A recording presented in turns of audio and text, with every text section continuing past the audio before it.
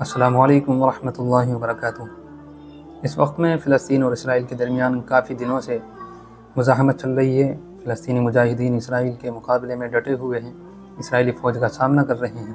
اسی دوران ایک تحریر آئی ہے جو حضرت مولانا نعمت اللہ صاحب استاد حدیث دارالعلوم دیوبند کی ہے۔ مولانا نعمت اللہ صاحب دامت برکاتہم اس وقت میں دارالعلوم کے جتنے بڑے اساتذہ ہیں ان سب کے بھی استاد ہیں، اور بحر العلوم کے نام سے ان کو جانا جاتا ہے، یعنی وہ علم کے سمندر ہیں اور اسم بامسمہ ہیں۔ حضرت والا نے فلسطین کے جو مجاہدین اس وقت میں محاذ پر ہیں ان کو حوصلہ بھی دیا ہے، ان کے لیے دعائیں بھی کی ہے، اور ان کو ایک اہم کام کی طرف توجہ دلائی گئی ہے۔ حضرت نے ایک خط جاری کیا ہے جو فلسطینی فوج کے نام ہے، اور اس میں اصل مضمون جو ہے وہ عربی میں ہے، تو جو حضرات عربی پڑھنا جانتے ہیں ان کو عربی میں یہ خط پڑھنا چاہیے۔ اس کو اردو میں بھی ٹرانسلیٹ کیا گیا ہے۔ وہ جو خط ہے اس میں جو مضمون ہے وہ میں آپ کو پڑھ کر سناتا ہوں۔ اس میں بہت ہی اہم کام کی طرف توجہ دلائی گئی ہے اور فلسطینی مجاہدین کے لیے دعائیں کی گئی ہیں اور ان کو حوصلہ دیا گیا ہے۔ خط شروع اس طرح ہوتا ہے: بسم اللہ الرحمن الرحیم۔ حضرات ذمہ داران حرکت المقامت الاسلامیہ، السلام علیکم ورحمۃ اللہ وبرکاتہ۔ اللہ تبارک و تعالیٰ کا ارشاد ہے: اذن للذین یقاتلون بانہم ظلموا وان اللہ علی نصرہم لقدیر، کہ حکم ہوا ان لوگوں کو جو جن سے کافر لڑتے ہیں اس واسطے کہ ان پر ظلم ہوا اور اللہ ان کی مدد کرنے پر قادر ہے۔ القدس اور فلسطین کی سرزمین کو صہیونیوں کے قبضے سے آزاد کرانے کی آپ کی زبردست کوششوں میں خدا آپ کو زبردست فتح عطا فرمائے، کیونکہ یہ سرزمین شرعی اور قانونی طور پر اور تورات کی روشنی میں بھی آپ کی سرزمین ہے۔ صہیونیوں کے خلاف مزاحمت میں اپنی جان مال کی قربانی کے ساتھ ساتھ ہم آپ کی توجہ آپ کے فریضہ دعوت کی طرف مبذول کرانا چاہتے ہیں۔ جیسا کہ خود پیغمبر علیہ السلام نے خیبر میں حضرت علی رضی اللہ عنہ کے ذریعے ان کے سامنے اسلام پیش کیا تھا، نیز بہت سی احادیث میں ذکر ہے کہ بنی اسحاق سے ہزاروں کی تعداد میں یہودی مسلمان ہوں گے اور مسلمانوں کے ساتھ جنگ میں حصہ لیں گے، اور ممکن ہے کہ ان میں سے کچھ اس عمل دعوت کے نتیجے میں یہ سعادت حاصل کریں اور اسلام کے جھنڈے کے نیچے آ جائیں انشاءاللہ۔ ہم نے جو یہ کہا ہے کہ زمین شرعی اور قانونی طور پر آپ لوگوں کی ہے، یہ بدیہی طور پر ظاہر ہے اور خود تورات کی نصوص سے بھی یہی واضح ہوتا ہے، کیونکہ اللہ تبارک و تعالیٰ نے حضرت ابراہیم علیہ السلام اور ان کی اولاد سے عہد کیا تھا کہ وہ انہیں کنعان کی تمام سرزمین کا مالک بنا دے گا۔ یہ عہد جیسا کہ بنو اسحاق کے لیے تھا اسی طرح بنو اسماعیل کے لیے بھی تھا، اور یہ عہد حضرت یعقوب علیہ السلام کی زبان سے اسی طرح پورا ہوا کہ جب مصر میں ان کے انتقال کا وقت قریب ہوا تو انہوں نے اپنی اولاد سے کہا کہ سب اکٹھے ہو جاؤ تاکہ میں تمہیں اس کی خبر دوں جو تم کو آخری زمانے میں پیش آنے والا ہے۔ چنانچہ انہوں نے سب کے بارے میں کچھ کہا، پھر یہودا کے بارے میں کہا: حکومت اس سے الگ نہیں ہوگی اور اقتدار اس کی اولاد سے ختم نہیں ہوگا جب تک شیلوہ یعنی آخری نبی محمد صلی اللہ علیہ وسلم نہ آ جائیں۔ میں آیا ہے کہ خدا نے ابراہیم اور ان کی اولاد سے عہد کیا تھا کہ وہ کنعان کی تمام سرزمین ان کو ہمیشہ کے لیے دے دے گا، اور یہ عہد جس طرح بنو اسحاق کے لیے تھا اسی طرح بنو اسماعیل کے لیے بھی تھا۔ ذیل میں تورات کی عبارتوں سے اس کی وضاحت پیش کرتا ہوں۔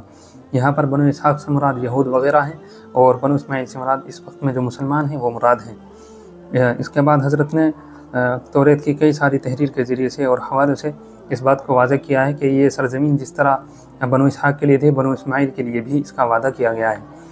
اس کے بعد آگے حضرت نے لکھا ہے کہ حضرت اسماعیل علیہ السلام مکہ سے اپنے والد حضرت ابراہیم علیہ السلام کے پاس ملنے جاتے تھے، اسی طرح حضرت ابراہیم علیہ السلام اپنے بیٹے اسماعیل سے ملنے کے لیے آتے تھے۔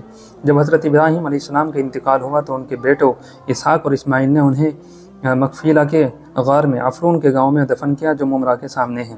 یہاں انہوں نے اسماعیل علیہ السلام کے تمام بچوں کو ان کے ناموں سے یاد کیا۔ لہٰذا خدا نے حضرت اسحاق علیہ السلام اور اس کی اولاد سے جو وعدہ کیا وہی بنی اسماعیل سے بھی ہے، چنانچہ توریت میں ہے۔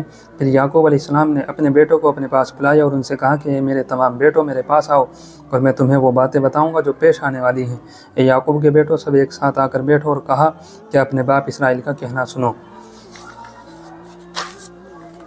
وہ شاہی قوت کو اپنے ہاتھ میں رکھے گا جب تک وہ شیلوہ نہیں آ جاتا جو اس کا جانشین ہوگا۔ یہ توریت کی پیدائش جو کتاب ہے اس میں یہ مضمون ہے۔ یہاں عربی عبارت میں شیلوہ کا لفظ استعمال ہوا ہے جس سے عمومی طور پر آخری نبی محمد صلی اللہ علیہ وسلم کو مراد لیا گیا ہے۔ اس کے بعد حضرت فرماتے ہیں کہ بنو اسحاق میں یہودا کی اولاد کی حکومت رہی یہاں تک کہ رسول اللہ صلی اللہ علیہ وسلم تشریف لائے، چنانچہ اولاً انہیں وہاں سے نکال دیا گیا۔ اس کے بعد حضرت داؤد علیہ السلام کے دور میں انہوں نے اس پر قبضہ کیا۔